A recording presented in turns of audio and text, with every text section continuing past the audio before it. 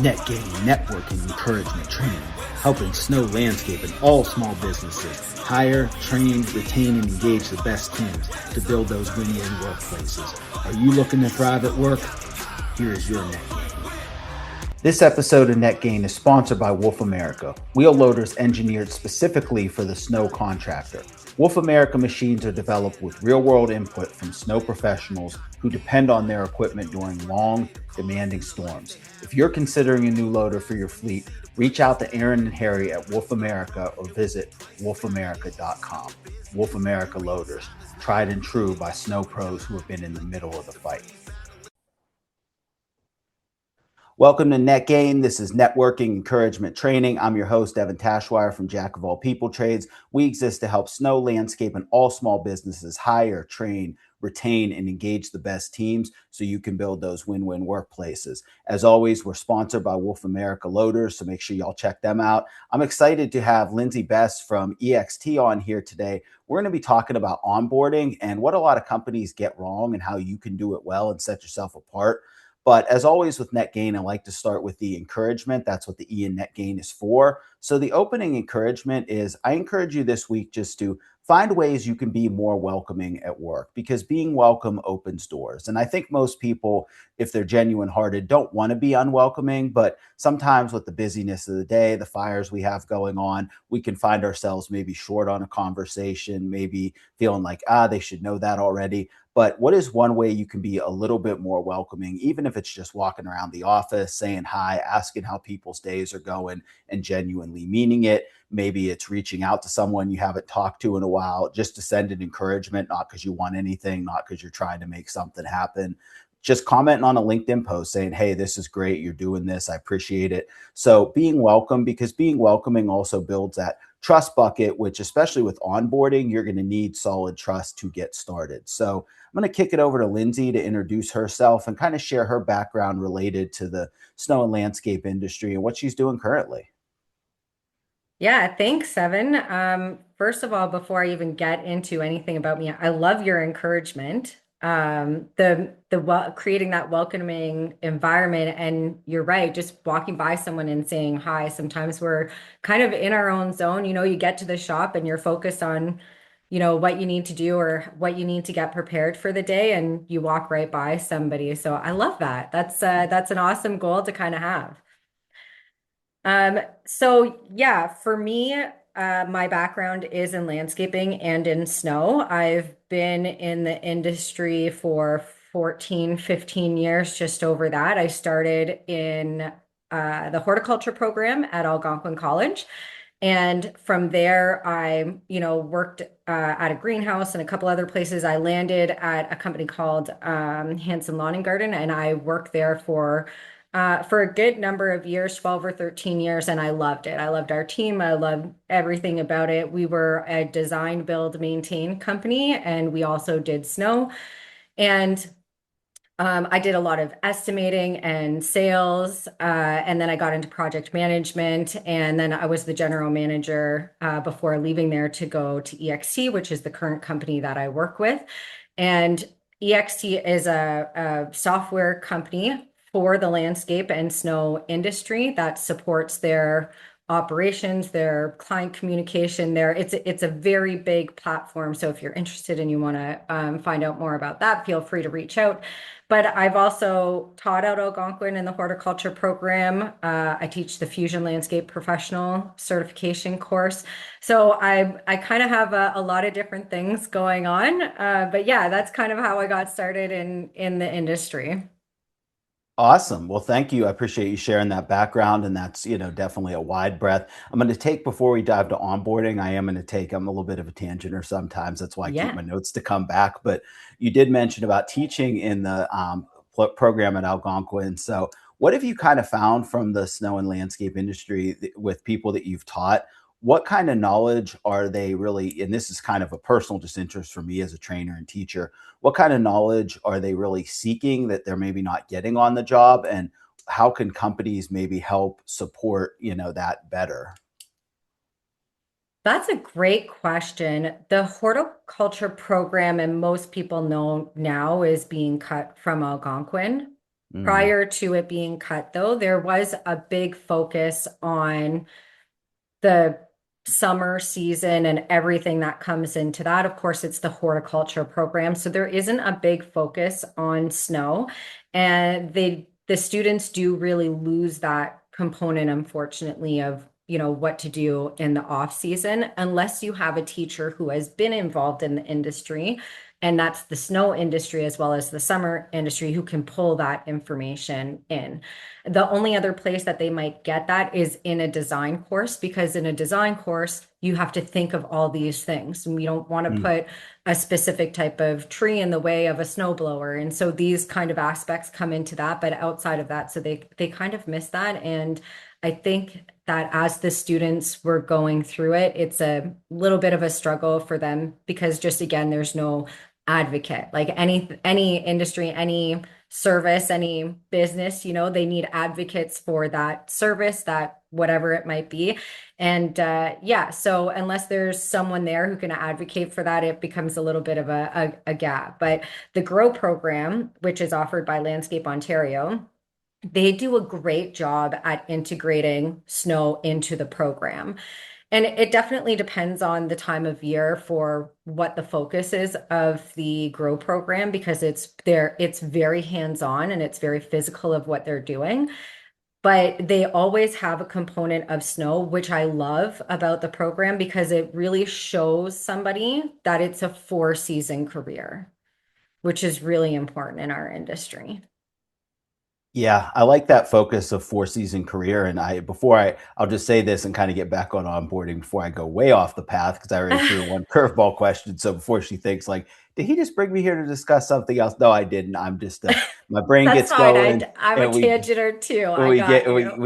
we get on good stuff, because you are dropping good stuff, and of course the educator had to follow that. But I would say with the 4-season career and encouragement that I would drop with that is, I think that's something to think about as a whole in the industry, and also even collaboratively how we can support, because I know there's some that are landscapers or design. A lot of landscapers do snow, but not all do. Not all pavement companies or roofing, other outdoor companies do winter work, or maybe cut back to a smaller winter profile. So how can we support? Because there is more need for labor in the snow. There's more need for operators in the winter, seasonal site leaders in the winter, sidewalk crews. So how do we support that and kind of balance that work a little bit collaboratively, so that we can all win? And how can we think for seasons? So I think I won't open that, because I realize that that could be a whole other podcast episode in and of itself. But, you brought up a For good sure. thought.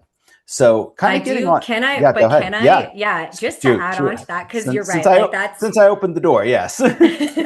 um, but one thing that I think could be done really well, and I'm not sure how, like I'm not an expert in that field, but I think that one thing that could be really good, if you could find a partnership with a company that doesn't provide snow, who has employees that maybe still want to work in the winter time, then that could potentially be a good collaboration, where they come over for the winter, they do winter work with that company, and then they go back to the company that they were coming from. I think that if you could find a good partner for that, that might be something just to help boost that.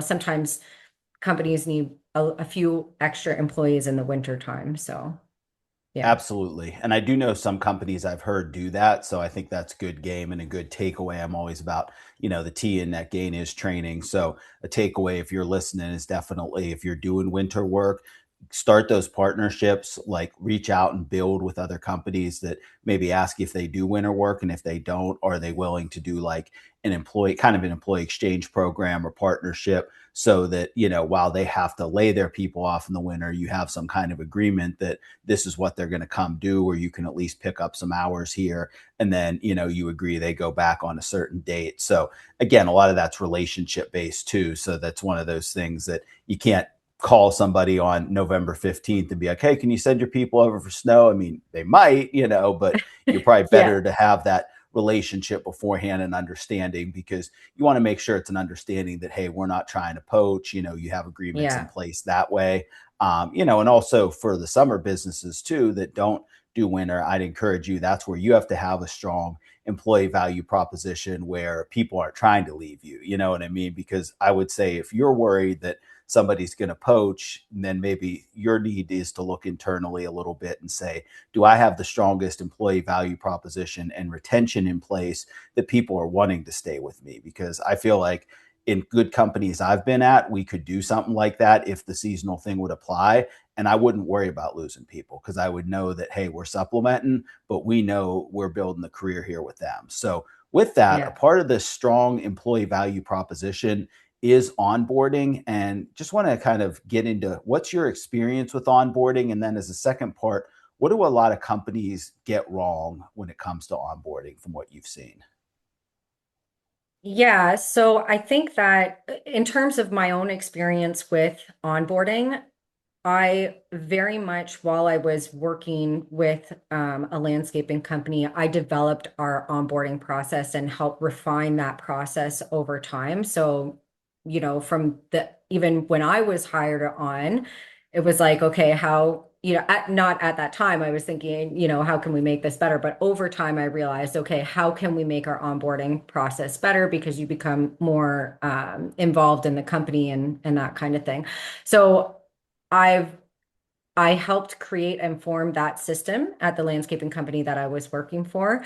And then, again, there's always things that you can refine along the way. You're never going to make a system and it's perfect all the time. I do believe in making sure that you review and update if needed at different times. So there's that. I think that I think sometimes with companies, and I can't, speak for all companies, but I do think sometimes with companies, you hire someone on and you kind of throw them into the fire and think, okay, they're going to figure it out. And that's not always the best way to do it. Sometimes you have to in the snow season. Sometimes it's like, yeah, you know, listen, it snowed. You got hired the other day. We can't go all through all the things that we normally would, but you need to go out there and we need to get this snow system done, and then I'll check back in with you. And we can go through some of these other things and just make sure that they have the essentials. So I think also a lot of companies don't have a process. They think that they have a process, but they don't really have a process and it's not written down. So they're not necessarily following the same steps every time. So while one employee might have a really great experience being onboarded, another employee did not get that same experience. So I think just making sure that that's one of the biggest things is making sure that you have it written down, you have a checklist that you're going through. Yeah, really good couple takeaways you threw out there, and this is always the fun challenge of how I do this is I try to teach on the fly based on what my guests say, and I don't know what you're going to say. So, but it never fails that subject matter experts like you always have good stuff that can be applied and taken away. And a couple good ones you dropped is number one, the process. Like you said, have a consistent checklist. I always say have beforehand, like what needs to happen before they arrive so that you arrive because it does put a bad taste in your mouth. And actually, before I get to the takeaways, I'm going to share this stat and kind of put it in a mindset because I think your takeaways this stat informs why your takeaways are so valuable.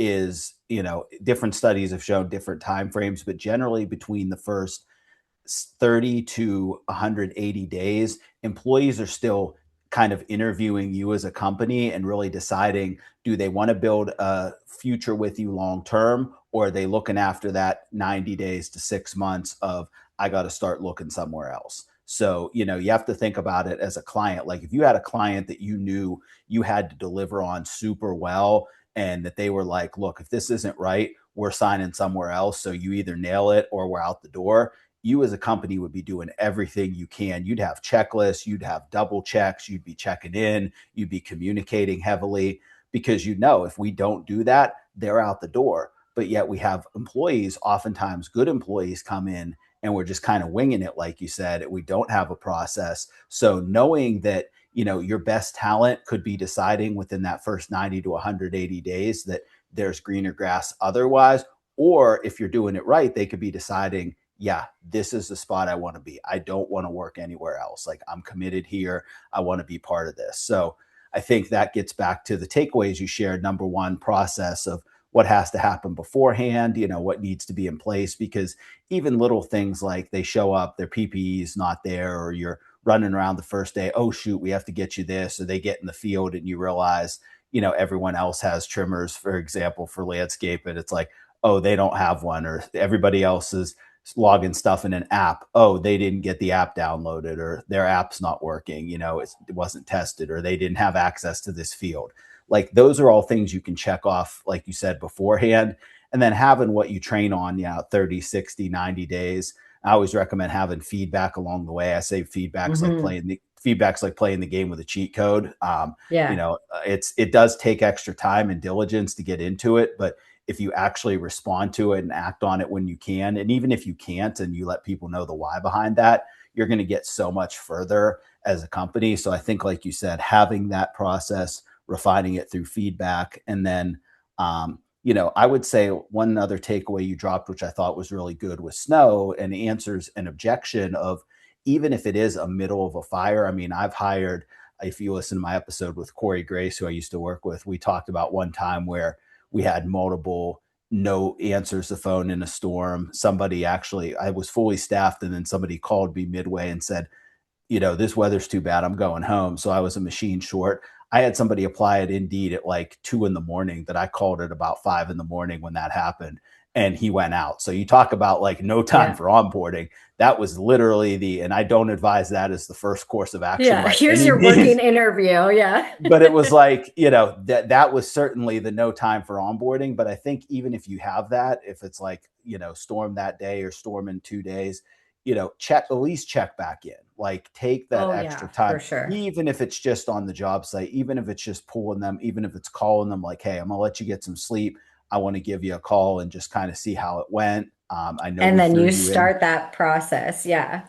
absolutely. Just like you're saying, you want to bring them back to the process that you have and go through those check boxes of things that you have.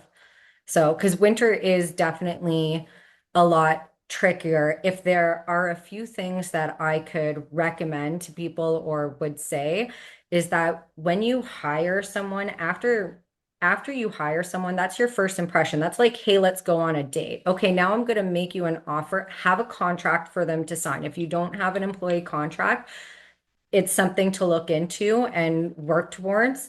And actually, if anybody is looking for some help or advice at that, not that we're lawyers or anything like that, which I would always recommend just having someone look at it.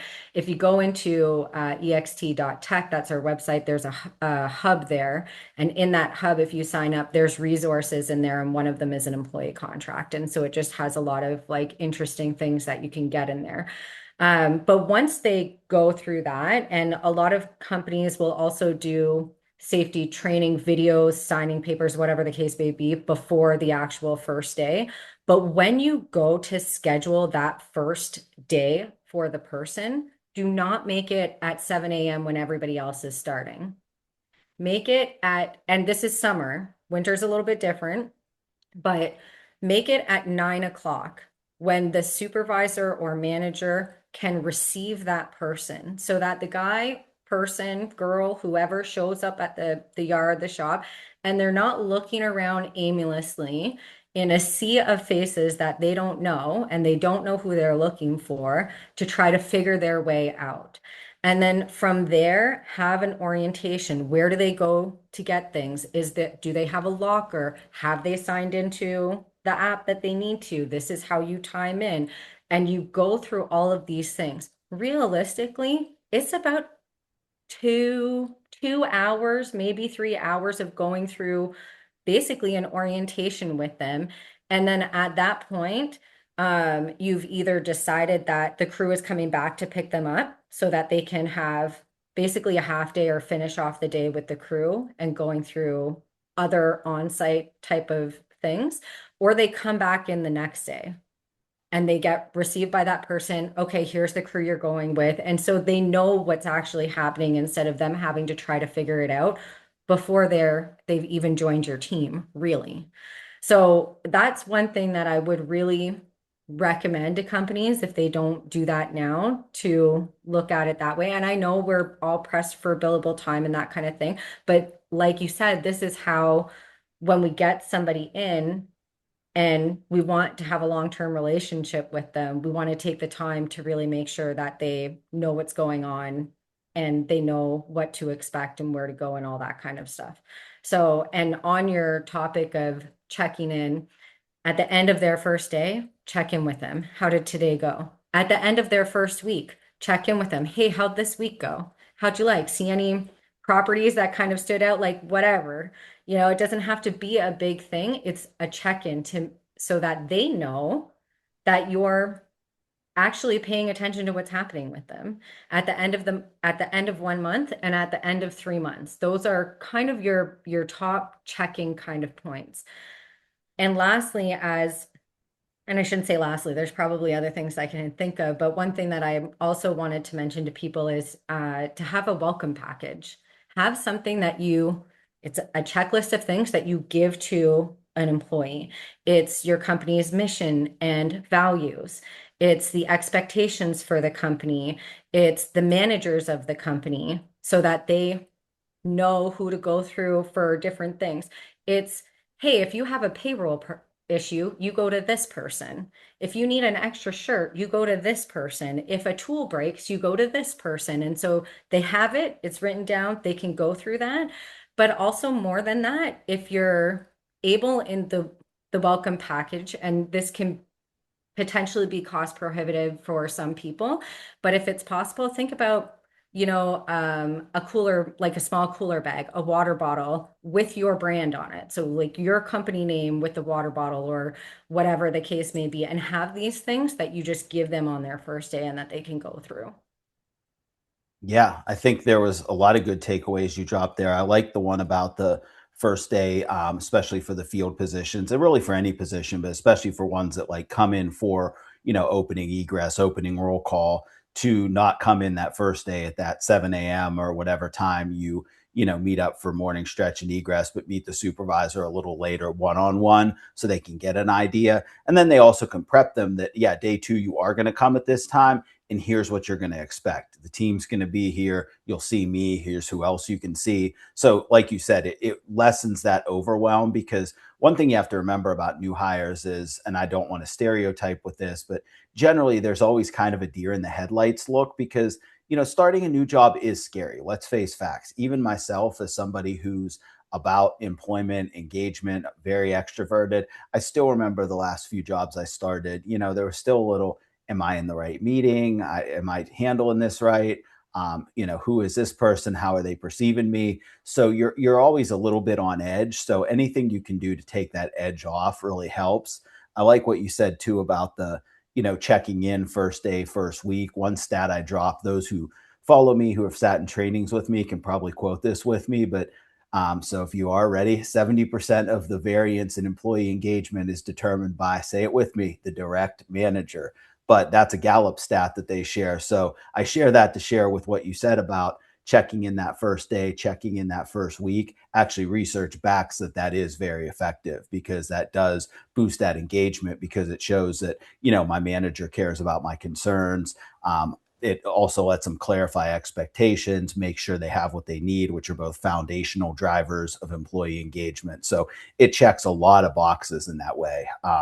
Just checking in like that. And then the welcome packet, I like that idea too of, not only the swag, especially useful stuff like water bottles in a field, I think are and those Yeah. are things that can be a good investment because obviously you're working in landscape, you're out in the field or even in snow, you're in a loader for long hours, you need, to keep hydrated. Having that can be a good investment to encourage them. Hey, keep this filled. Let's stay hydrated. Let's make sure we take care of each other. And then obviously, Mhm. like you said, the list of go to these people. And I would say as a pro tip to add to that, which can be, you might even been thinking of this in your onboarding schedule, is like have times where they actually meet them and see where they sit, how they prefer to be contacted.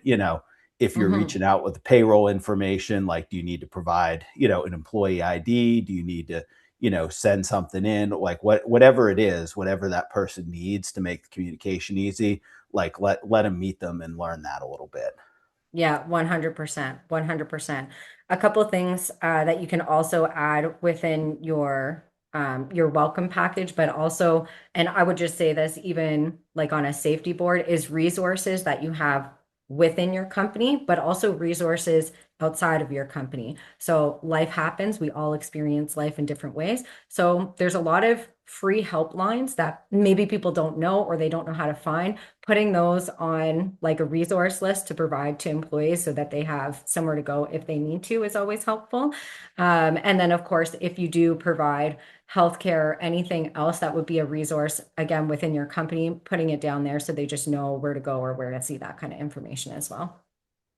Yeah, absolutely. And I think making it digestible and also with outreach and stuff, I know that's something that I feel like has been talked about more over the years with like mental health outreach. I mean, 988 suicide or crisis hotline is always a good one, and not just if you're in absolute crisis, but even if you're just having a rough day and having like hey, I need to talk down, I'm dealing with a lot of stress, like no shame in reaching out for help. So I think that's a good 100%. message in general and has been shared more. And like you said, benefits, if you have an employee assistance program, whatever that is, definitely putting that out there. So, any kind of tips you'd say? I'll hit it for snow since we're getting into, we'll be releasing this in later August. So we're kind of getting right into the snow recruiting season and snow onboarding. Any tips for onboarding seasonal employees? One thing, I hear in my work is, well, it's tough to find people. There's so many variables with, they might get called back to a job. They might,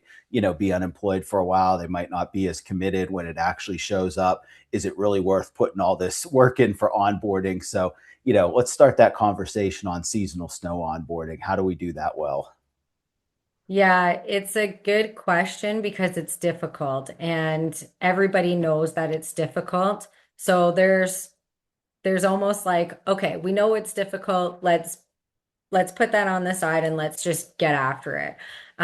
So before the winter season starts, if you can start hiring earlier in the fall season and get people on for the fall to go into the winter season, that's always best case scenario because you're more likely to be able to get them into your company culture and kind of wrap them up in that and be able to have them stay on throughout the winter.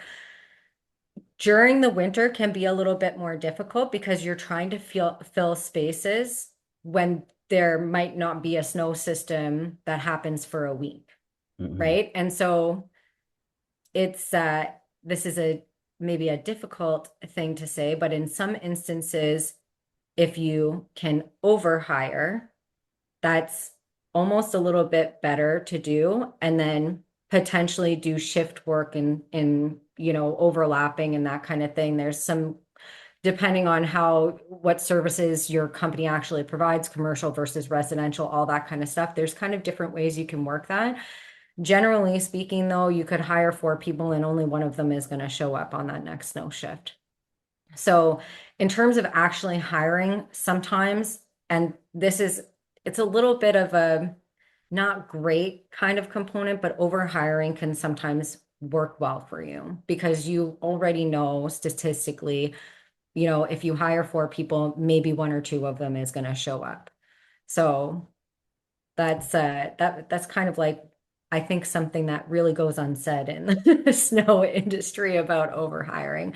In terms of having employees that are already there, though, there's a lot of different like programs that you can help support them through the winter when there's not a lot of snow. When there's a lot of snow, it's different because they're clocking a lot of hours and that type of thing. So yeah, I mean, I don't have any great miracle solution for that type of thing. Yeah, and nor would I expect you to, because just for context of my experience, I know we met at SIMA and we kind of talked, but just to kind of set, which probably would have been helpful earlier in the conversation too. But I've been on several industries on the people side, HR, recruiting, talent development, onboarding. So my experience in snow, I had been in a payroll and benefits job at a bank, was not going well, just was kind of hit a career low actually at that point, was just trying to get back on the people side of HR. So a snow company was looking for a recruiter. They were looking to do more self-performed snow, and their HR manager, that wasn't her strong. She was very strong on payroll, compliance, benefits, which we were a great team for that because I wasn't good at that kind of stuff. So she didn't like doing the recruiting. I didn't like doing that. So we worked together perfectly. But I share that to share that, from recruiting, then as with a small company, if you're good at something, you get to do more stuff. So I got to do training for the seasonal team, both designing, delivering the classroom piece, working with the field team to design and help them deliver their piece, hiring all the seasonal self-perform, and then really tracking. I was actually dispatching. So I was pretty involved in the operation from that side, which was good because it gave me that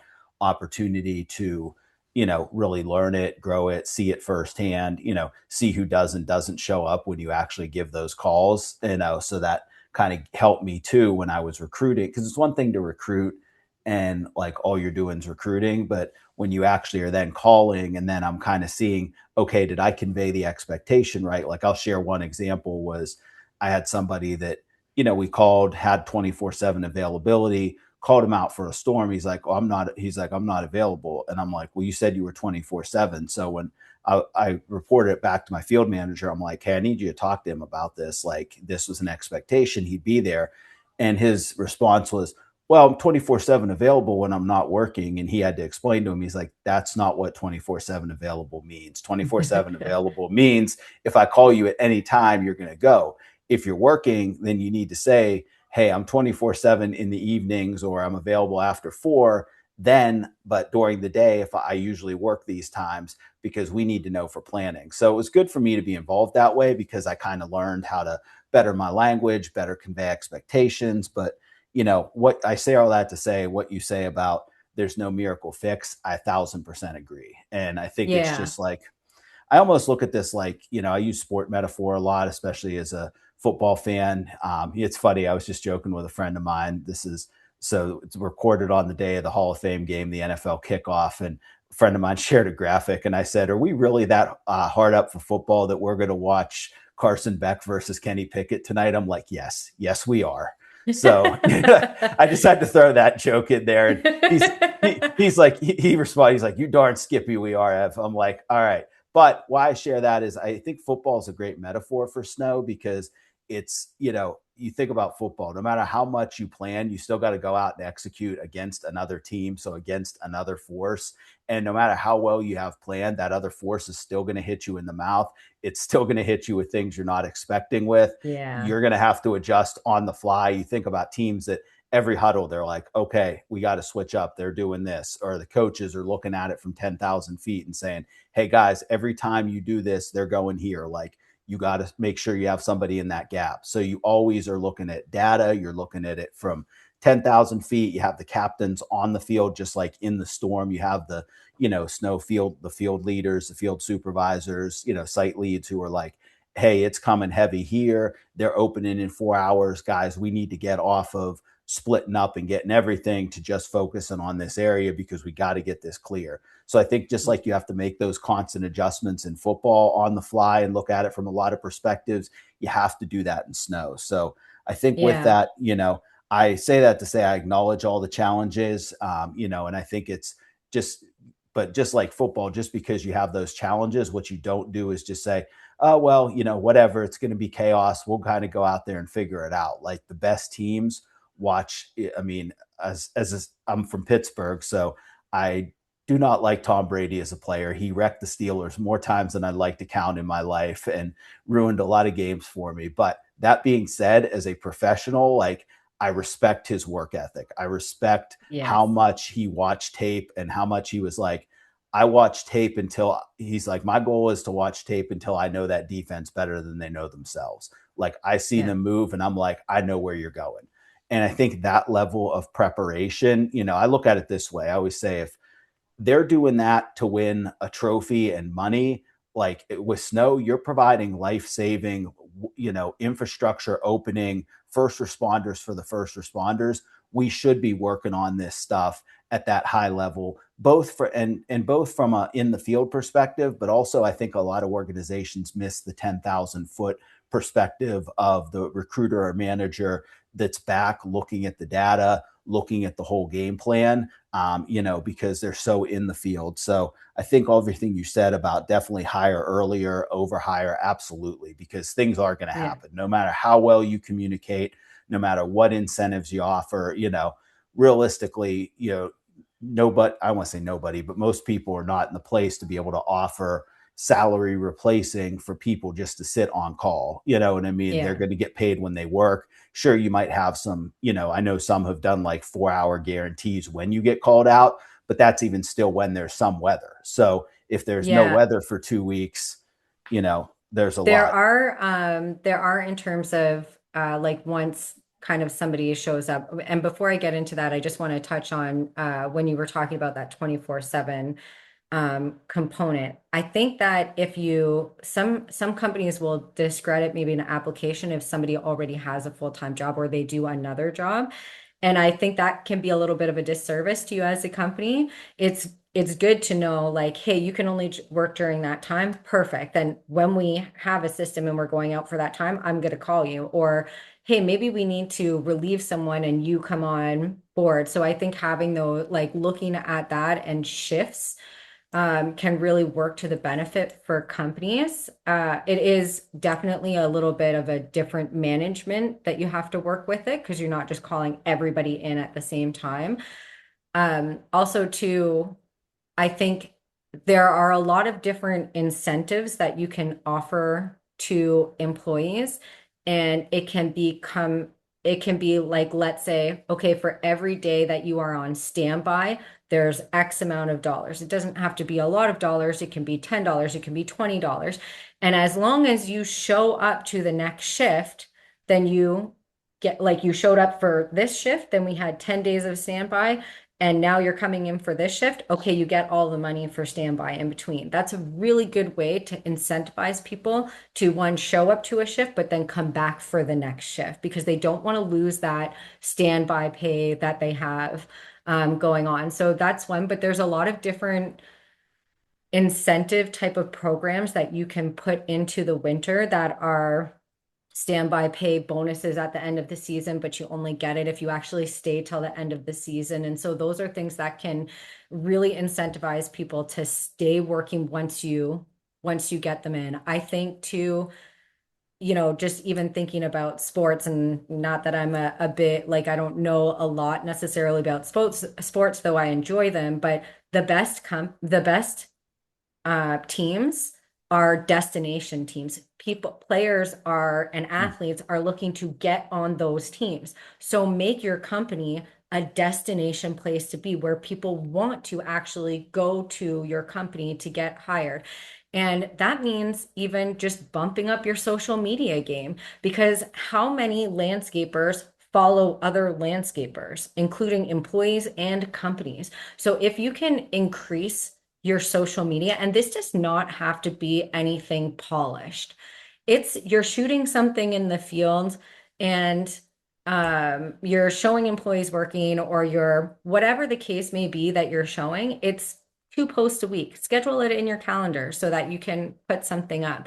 And I've seen some very creative post, when we think about hiring, we think, okay, let's just go to Indeed and throw up a post and put all of our expectations and what we really want to see. And it's very like formal. Get a little creative, get a little fun with your post that you're putting out. And one of the best ones that I had ever seen, it was a picture of a guy with a frozen beard. And I don't remember exactly what it said, but like, if you're okay with your beard being frozen, this is the place for you. Apply. Right. And it was just such like a creative way to attract people to the post itself. So don't be afraid to, go outside of the really formal Indeed job posting that you're putting out there, like, and stay as best as you can, stay consistent with your socials posts, especially on Instagram where people get, it's landscapers following landscapers a lot of the time because, when somebody starts looking for another job for whatever the reason that may be, then maybe it'll come up in some of those recollections for those people. Yeah, 100%. I think you dropped a lot of good knowledge there. And, the one thing I would say before I kind of comment on the specific takeaways is the overall encouragement I would give is, with this being challenging, seasonal snow recruiting and retention, always have the positive mindset of, you know, no matter what, we're going to find a positive way through. Like, don't get caught in the, nobody ever stay. I hear I don't want to say whining because I empathize with it, but I hear the, oh, nobody ever stays, or, when you recommend things, I've heard the in conversations, oh, we did that and people still left. Like, look, yeah, you're going to do things and people are still going to leave. But Yes. the focus is, how do you try and track things? And I think the one takeaway I had, which I was going to mention, is, I think it's really big with recruiting. And this is why I think companies need to have more people, especially as you grow self-performing snow, dedicated to recruiting, not just for the recruiting, because recruiting is not just post. If all you're doing is posting jobs and doing interviews, that's like recruiting, like not even 101. That's like recruiting 50, in college Yeah. course terms. Like, real Yeah. recruiting is passive candidate outreach, on Indeed and other sources. Real recruiting is getting into the community and building relationships. Real recruiting is, like you said, social media and working with a media team and putting that out there and showing equipment. The one thing for snow I've noticed, I'm sure landscape's similar, like snow guys like to watch other snow guys and girls run equipment. You know what I Yeah. mean? They like to see, oh, that Razorback, that looks slick. I see Yeah. you running that Arctic. That looked, that shot was fire. Like, people love that kind of stuff and they eat it Yeah. up. And even if it's just a video of, like, I've seen just montages of equipment running, and people love that stuff. So yeah, Yeah. absolutely use that for your advantage, and have that consistency. But it does take people being, and I'm not saying you have to dedicate, depending on size of company, 100% of a human resource to it, but start small. Where can you start dedicating part of a resource, whether it's a manager taking a little bit of time out of a field for a half day to do it, whether it's an admin who does billing, can they add a little bit on if they're looking to grow their career? Is it, the person answering the phones can also have a checklist of things? And then obviously, as you build and you need somebody more dedicated to it, you can build. But I say all that to say, too, we talked about earlier, feedback, tracking metrics. This is one thing I found personally as a recruiter doing self-perform snow. And we grew from, I was recruiting for about 750,000 my first year, to, I was in the industry for 3 years. My third year, we were up to about, and that was just in Pittsburgh, we were up to about 3.2 million in 3 cities and 2 states. So we had Harrisburg Wow. and Jersey as well. And with that, I found metrics were absolutely huge, because what metrics allowed me to do was see, out of how many people I reached out to passively, how many of them actually applied. Out of those who applied, how many interviewed, how many that I phone interviewed showed up to run the equipment in person.